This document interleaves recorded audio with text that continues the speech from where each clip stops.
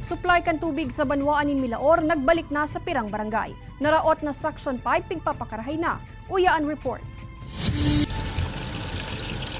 May pagbabago na sa bulos kan tubig sa Banwaan in Milaor, Camarines Sur sa ibong ka nagpapadagos na pagpapakarahay sa naraot na suction pipe kan Milawod Water.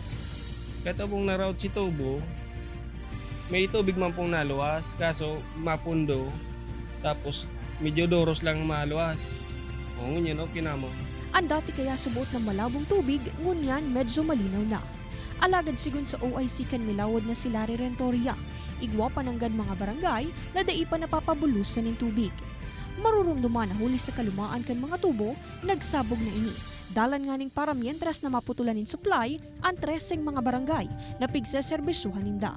Ngunyan, naaabala subuot ang pagpapakarahay huli sa dai pa natatapos na pag-rethread kan GI pipe na ilalaog sa GI coupling. Ini ginigibot ang ani subuot dai mahulugan makina. Nadili lang kitang kadikit inot nagka-problema si delivery truck ta. Pangduwa itong rethread tadai naglalaog si coupling. So kaipuan talagang i-rethread yan kang machine shop. Sa presente nagaandar na subuot ang makina alagad low pressure pa sana, dalan nga ning mapabulusan na ang pirang barangay.